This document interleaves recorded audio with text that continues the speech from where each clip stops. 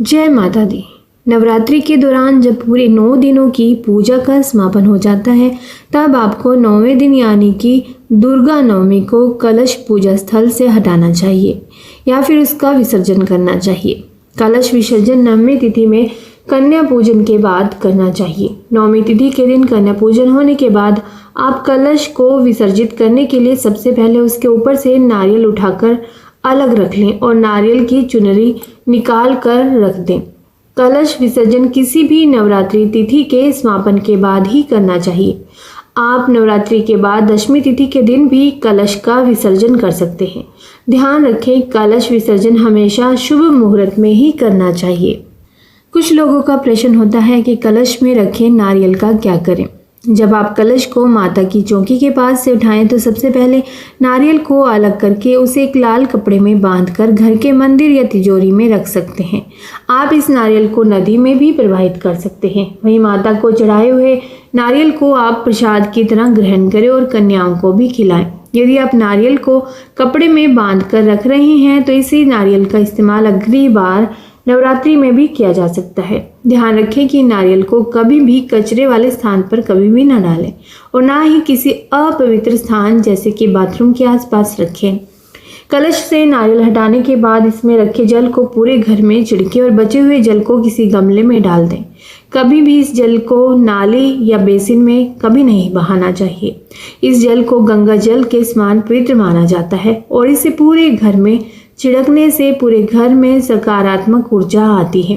वहीं इस कलश के भीतर रखे सिक्के को अपनी तिजोरी या पर्स में रख लें। इससे आपकी आर्थिक स्थिति अच्छी बनी रहती है। नवरात्रि के समापन के बाद यदि अखंड ज्योति प्रज्वलित है तो कोशिश करें कि उसे अपने आप ही शांत होने दें। कभी भी अखंड ज्योति को जानबूझकर या फूंककर नहीं बुझाना चाहिए। यदि आप अखंड ज्योति को जानबूझकर बुझाती हैं तो ये शुभ भी नहीं माना जाता। अखंड ज्योति के समापन के बाद इसकी बत्ती को निकालकर अलग कर लें और यदि इसमें तेल बचा हुआ है तो उस तेल का आप दोबारा पूजा में इस्तेमाल कर सकते हैं। अखंड ज्योति के दीपक का तेल भी बहुत पवित्र माना जाता है। जब आप कलश का विसर्जन कर दें तब कलश के पास उगे ज्वारों को बर्तन से निकालकर किसी गमले में इसका विसर्जन कर दें। वैसे तो किसी तालाब में विसर्जन किया जाता है। इनमें से कुछ ज्वारें निकालकर अपनी तिजोरी या पैसों के स्थान पर रखें। इससे आपके घर में कभी भी धन की कमी नहीं होती है। मान्यता है कि ज्वारें आपके घर की समृद्धि का प्रतीक माना जाता है।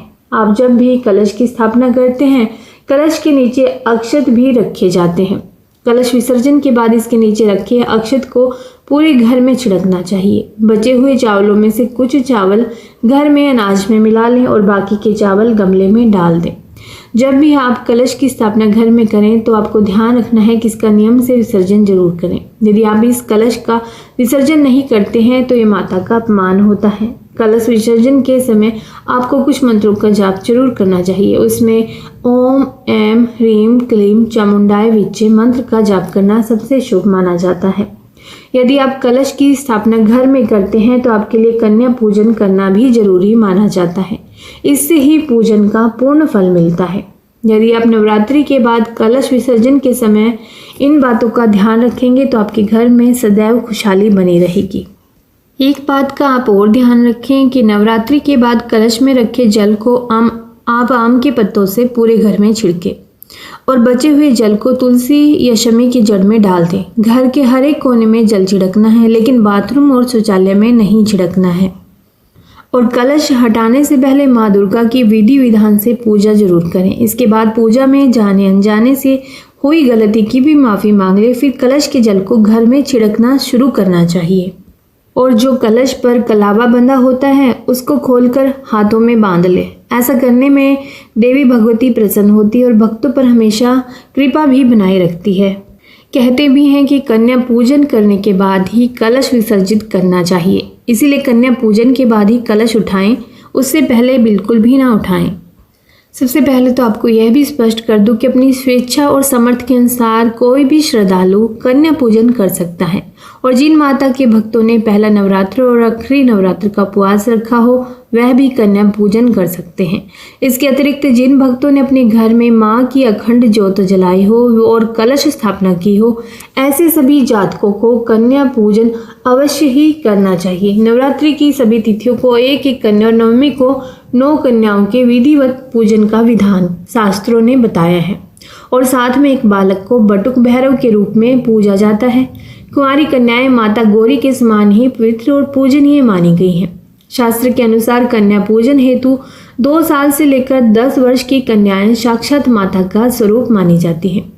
1 साल से छोटी कन्याओं की पूजा नहीं करनी चाहिए, क्योंकि 1 वर्ष से छोटी कन्याएं प्रसाद नहीं खा सकती, उन्हें प्रसाद पूजन आदि का ज्ञान नहीं होता। इसीलिए कन्या पूजन हेतु 2 वर्ष से 10 वर्ष की आयु की कन्याओं का पूजन करना ही श्रेष्ठ माना गया है। नित्य कर्म से निवृत्त होकर स्नान आदि के बाद सबसे पहले देवी के हेतु भोग तैयार करना चाहिए। नियमित पूजा पाठ करें, देवी सप्तशती का पाठ करें, हवन करें। कन्या पूजन हेतु 9 कन्याओं और एक बालक लंगूर को जरूर आमंत्रित करें। सबसे पहले सभी 9 देवियों और बालक लांगूर को आसन प्रदान करें। उसमें श्रद्धा पूर्वक बैठाकर कन्याओं के पैर जल से धोकर के पोंछ लें। सभी के मस्तक पर तिलक लगाएं और घी के दीपक से आरती करें। सभी देवी स्वरूप कन्याओं को श्रद्धा पूर्वक बनाए गए भोजन को ग्रहण करने का आग्रह करें और भोजन प्रस्तुत करें। भोजन कराते समय ध्यान रखें कि बालक यानी कि लंगूर की सबसे पहले भोजन शुरू कराएं।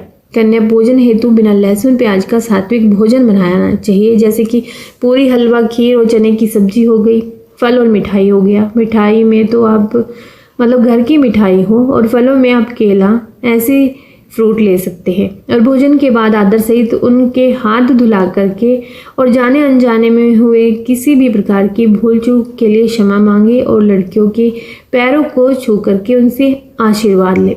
और सभी कन्याओं को भेंट स्वरूप अपनी सामर्थ्य के अनुसार दक्षिणा या उपहार जरूर भेंट करें। और अंत में विदा लेते हुए पैर छूकर उनसे प्रार्थना करें कि आप सदैव हमारे घर में शुभ कार्यों में पधारती रहें और माँ आपका आशीर्वाद हम सब पर बना रहे।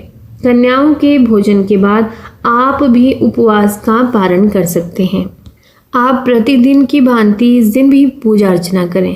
दुर्गा सप्तशती का पाठ करें, माँ भगवती से क्षमा याचना करें और इस मंत्र का 21 बार आप जाप कर सकते हैं। या देवी सर्वभूतेषु शांति रूपेण संस्थिता नमस्तस्यै नमस्तस्यै नमस्तस्यै नमो नमः। जो आपको बताया गया है कि कलश पर बंधे कलावे को अपने हाथ पर आप बांधे जरूर। यदि आप हाथ पर इसे नहीं बांध सकते तो आप गले में भी इसे पहन सकते हैं। यह देवी का सिद्ध रक्षा कवच कहलाता है, जो कि सभी परेशानियों से रक्षा करता है। कवच सूत्र बांधते हुए जो भी देवी मंत्र याद हो, आप उसका उच्चारण करते रहें। यह सूत्र घर के सभी सदस्य धारण कर सकते हैं। और जो कलश से आम के पत्तों द्वारा जल छिड़कना है, वह सबसे पहले अपने रसोई घर से आरंभ करें, क्योंकि यहाँ लक्ष्मी जी का वास होता है। इसके बाद बाकी घर में छिड़काव करें और अंत में घर के चारों कोनों में छिड़काव करें। ध्यान रखें, कलश के जल छिड़काव स्नान गृह में बिल्कुल भी नहीं करें। और बचे हुए जल को, जैसे आपको बताया है, तुलसी है आपके घर में तो तुलसी के गमले में अर्पण कर दे, शमी के पौधे में अर्पण कर दे। और सिक्का जो कलश में डाला गया था वो अपनी तिजोरी या पर्स में डाल लें और उसमें जो सुपारी थी वो भी आप गमले में डाल दें।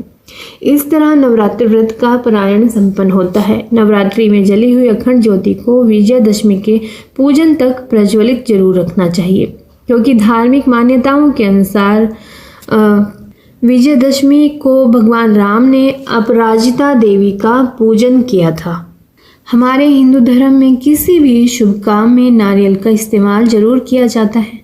ऐसी मान्यता भी है कि नारियल के बिना पूजा अधूरी होती है। जब बात कलश में नारियल रखने की हो तो ज्योतिष में इसका बहुत ज़्यादा महत्व हो जाता है।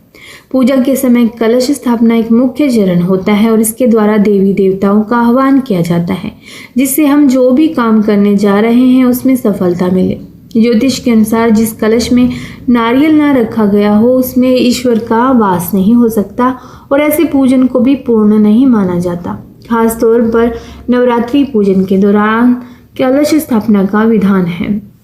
कलश स्थापना के समय उसमें नारियल रखने के कारणों से उसे पूजनीय कहा गया है। शास्त्रों में भी बताया गया है कि नारियल श्रीफल यानी कि लक्ष्मी जी का फल है। पौराणिक मान्यताओं के अनुसार भगवान विष्णु जब पृथ्वी पर प्रकट हुए तब वो अपने साथ 3 चीजें लाए, जिसमें पहली माता लक्ष्मी थी, दूसरी कामधेनु गाय और तीसरा नारियल का वृक्ष था। नारियल को भगवान विष्णु और माता लक्ष्मी का पसंदीदा फल भी माना जाता है, इसीलिए इसे हर पूजा का हिस्सा जरूर बनाया जाता है। ऐसी मान्यता है कि नारियल ही एक ऐसा फल है जिसमें ब्रह्मा विष्णु महेश तीनों देवता का वास होता है। यही वजह है कि नारियल को किसी भी शुभ काम में जरूर रखा जाता है। इस फल को भगवान शिव का भी पसंदीदा फल माना जाता है और इसमें दिखने वाले 3 बिंदु शिव जी के तीनों नेत्रों को प्रदर्शित करते हैं। नारियल को गुरु बृहस्पति का कारक भी मानते हैं और इसे पूजा और कलश स्थापना में शामिल करने से गुरु बृहस्पति की पूरी कृपा दृष्टि हम पर बनी रहती है। गुरु को समृद्धि का ग्रह माना जाता है और इन्हें प्रसन्न करने से घर में समृद्धि बनी रहती है। यदि कलश स्थापना के समय उसमें नारियल रखा जाता है तो जीवन में गुरु की कृपा दृष्टि बनी रहती है और खुशहाली आती है। नारियल को कलश में रखने से संतान का स्वास्थ्य भी अच्छा बना रहता है और उसे जीवन में सफलता मिलती है। यदि नवरात्रि के दौरान नारियल रखकर कलश स्थापना की जाती है तो इससे घर के सभी सदस्यों के लिए शुभ आशीष मिलता है। तो आशा करती हूँ इस वीडियो में दी हुई जानकारी आपके लिए लाभप्रद भी होगी, सहायक भी होगी और आपको अच्छी भी लगी होगी।